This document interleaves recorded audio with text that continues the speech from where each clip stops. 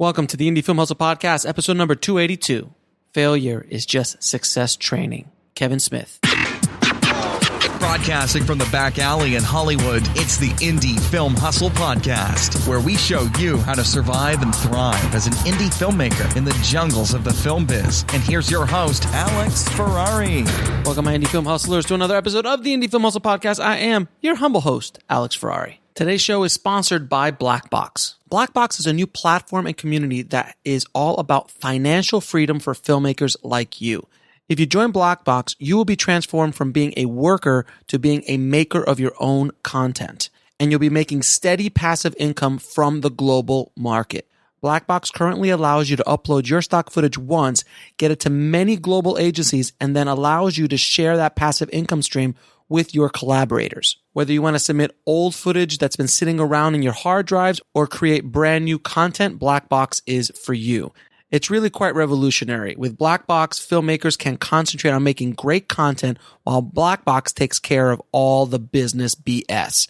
Just visit www.blackbox.global to find out more. And today's show is also sponsored by Indie Film Hustle TV, the world's first streaming service dedicated to filmmakers, screenwriters, and content creators. If you want access to filmmaking documentaries, feature films about filmmaking, interviews with some of the top screenwriters and filmmakers in Hollywood, as well as educational online courses all in one place, IFH TV is for you. Just head over to indiefilmhustle.tv. So you got rejected from Sundance. Well, so did I, guys. Today's episode, I wanted to talk about film festival rejections and Sundance rejections specifically, but I think this is something that we all go through. I think this time of year is very depressing for tens of thousands of filmmakers around the world, and I felt that it needed to be addressed because I think we need a little therapy session, all of us, just to sit down and talk about getting rejected and how you deal with getting rejected and how you move forward afterwards. Now, many of you know that I directed a film called On the Corner of Ego and Desire, which was shot entirely at Park City during the Sundance Film Festival of last year.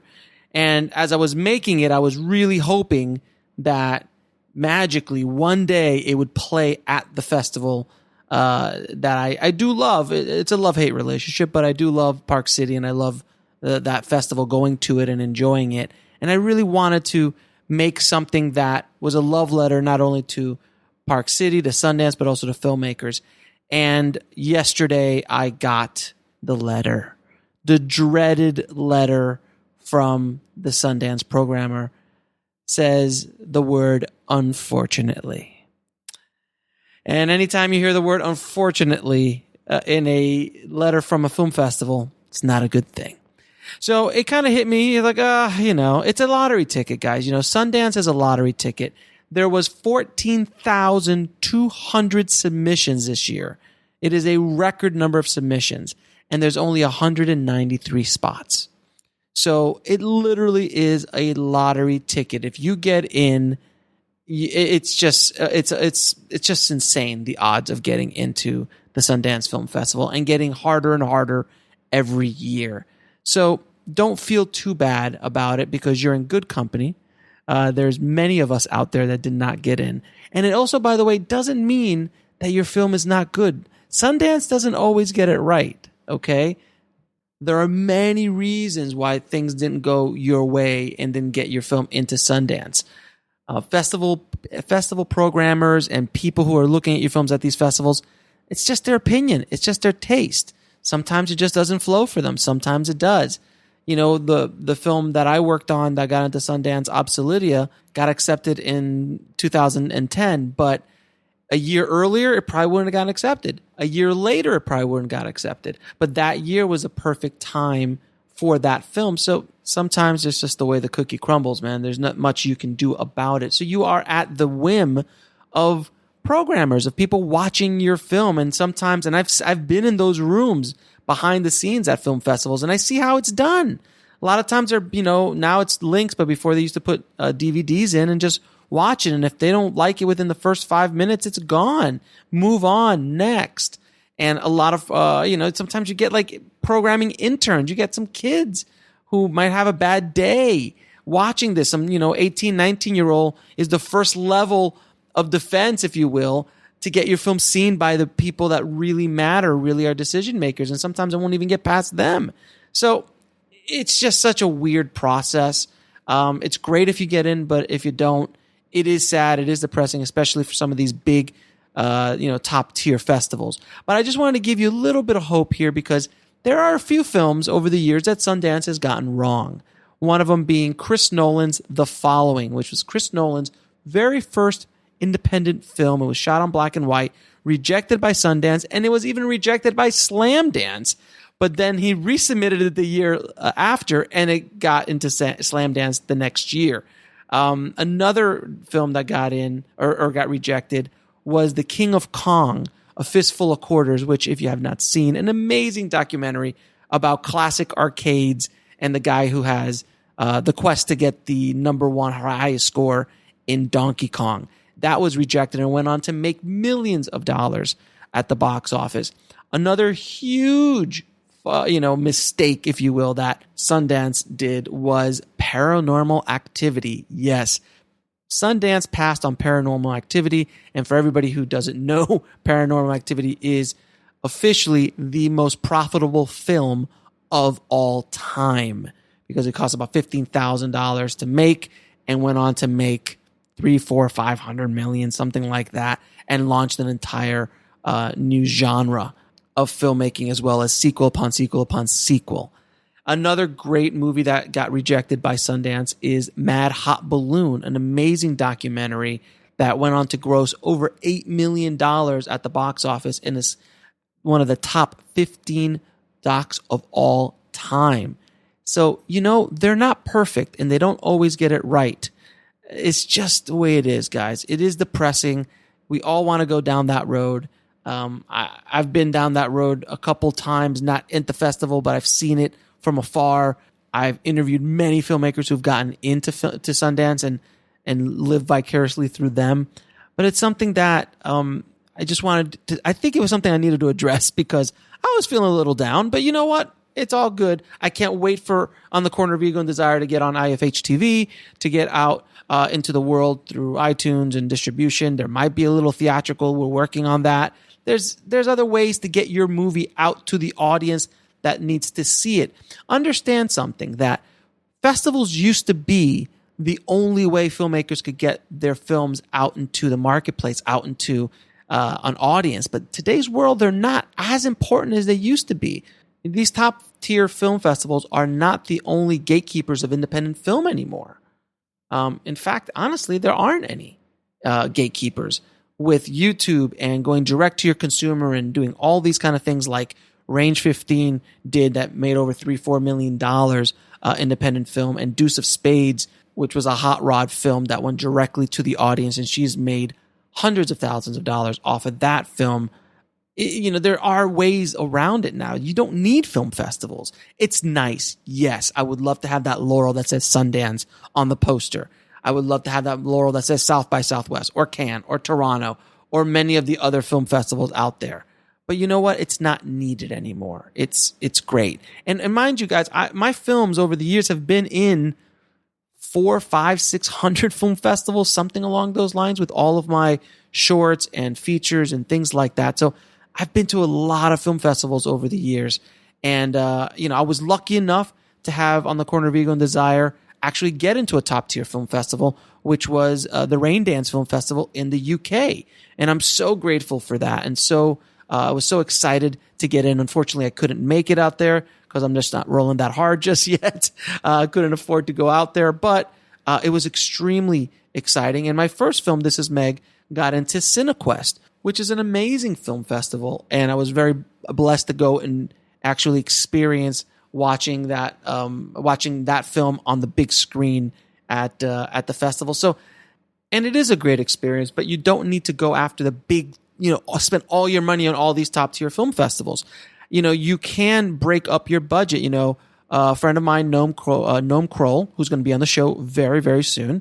He wrote down that there's a percentage of his budget that he puts in, like 20% goes to top tier submissions, 30% goes to mid tier, and then let's throw another 30 or 40% of your marketing budget into more niche festivals, smaller niche festivals that you can get in. So at least you can get some exposure for your project and some eyeballs on your film, maybe get a few reviews and get some attention on it. But these big festivals, man, everyone's going for them. So the competition is very, very heavy at those film festivals. And don't forget, guys, at least 98% of all filmmakers, regardless if they get into these big film festivals or not, are still going to end up being responsible for their own distribution or getting their own distribution. Just because you win Sundance, just because you get into Sundance doesn't mean you get a distribution deal. Those days are so gone. Just because you get into Toronto or South by or Cannes or Berlin or any of these big festivals doesn't automatically give you a check and a big distribution deal. It doesn't work that way anymore. Getting into any of these top tier film festivals should not be your distribution plan. I've had that conversation with too many filmmakers over the years. I go, what's your distribution plan? I'm like, well, I'm going to get a Sundance and sell it for $10 million. That's just the way it goes. No, that's not a distribution plan. That is a lottery ticket. So have another plan in place just on that rare occasion that you might not get into any of these top tier film festivals. And I think film festivals should be part of your release strategy, part of how you're going to get your film out into the world, but it shouldn't rely on it 100%. You should spread that thing out, diversify different areas of your release strategy. So you submit to some festivals, but then go after some maybe smaller niche festivals, like I said before, or mid-tier festivals. Think about live events or doing your own theatrical release through Tug or one of these other theatrical release services. You can go to schools, you could do tours, you could do workshops around it, you could do screenings. I mean, Deuce of Spades, and I'll leave a link to her interview, which is just a legend. It's just such an amazing, Faith Granger, such an amazing interview with Faith about what she does. She literally goes around the country screening her film, charging tickets at these events that are where her audience is. So why couldn't you do something like that as well? Would it be even better sometimes to take all the money you would have submitted to film festivals and put that all into marketing online, into Facebook ads, into Google ads or YouTube ads to target an audience that you can penetrate to get eyeballs on your film and self-distribute your film? Is that a possibility? It all depends on the film. It all depends on the budget and genre and so on. But that's another option. I don't want you guys to get too beat up about it, too depressed about it. I've gotten now to the point where I was like, hey, if I get in, great. It's a surprise. It still hurt because I really thought that Ego and Desire had a great chance of getting into it because it was literally a love letter to Sundance, and to filmmakers. But you know what? It didn't happen. And also, by the way, got rejected by Slam Dance as well. So it's all good. Sometimes it's politics too. Don't forget. A lot of this has to do with politics, meaning, is this the right film for us? It's just it's such a human experience, man. It just like people's opinions and people's tastes. It's all BS, man. It doesn't mean that you don't have a good film. All right. Just look at what you've done, be proud of what you've done, and just think outside the box a little bit. And sure, every year, if I have a feature film, I'll submit it to Sundance. Why? Because it's literally the lottery ticket. It's just like, why not? It's not that much money just to submit it. Let's go. As long as you don't do it too late. But, just don't get too depressed, guys. And I wanted to kind of do this as a therapy session for all of us that gotten rejected by Sundance this year and are getting rejected on a daily basis by film festivals around the world. It doesn't mean that your movie is not good. Just keep trucking, keep going, and keep hustling, man. It's all good. I promise you, it will get better. It's not the end of the world. I do promise you that. So I hope this episode helped you a little bit get through your rejections, and hopefully will help you get through rejections in the future. Please bookmark this episode so when you get rejected by a film festival, you can come back and listen to it. Hopefully it'll make you feel a little bit better about where you are and what you're doing with your life. Just because you got rejected doesn't mean that you need to stop, doesn't mean that you need to quit. None of that. So you've got to keep hustling. You've got to keep going no matter what. These are just people's opinions. These are just people's tastes. If they don't line up with yours, it's okay. You are in good company. Many of the biggest filmmakers around the world never got into Sundance, never got into Cannes, never got into South by Southwest or Toronto or Tribeca or Berlin or Venice. It's okay. You're in good company. Make art that is important to you. Make films that are important to you, that you love, whatever the genre is, and make it with every bit of heart you have. Make it as authentically as you can, and make it come from you as an extension of who you are, of your soul. And I promise you, it will work out. It will work out. Be smart about how you get it out there, and don't just hang on the lottery ticket. All right? Again, I hope this episode was helpful to you guys. I'm going to put some links to some of the movies and some of the things I talked about in the episode at the show notes at indiefilmhustle.com/282.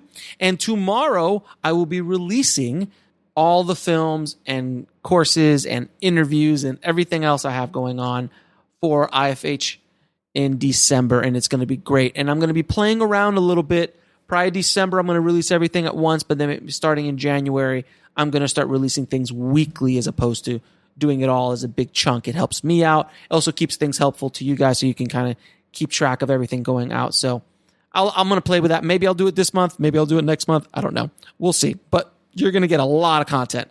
And I'm negotiating right now a bunch of big deals to get even more and more content onto IFH TV. So, and again, if you guys don't know, it is available on Apple TV, on Roku, and on Amazon right now. I'm working on the ISO app and the Android app, and next year will be on Android TV and Xbox. And we will continue to bust out more platforms as they come along next year and grow and grow and grow. Thank you again so much for your support, guys. And again, I really hope this helped you, because I know how it feels. Trust me, I literally know how it feels right now. So talk to you soon, guys. And as always, keep that hustle going. Keep that dream alive. And I'll talk to you soon. Thanks for listening to the Indie Film Hustle podcast at indiefilmhustle.com. That's INDIEFILMHUSTLE.com.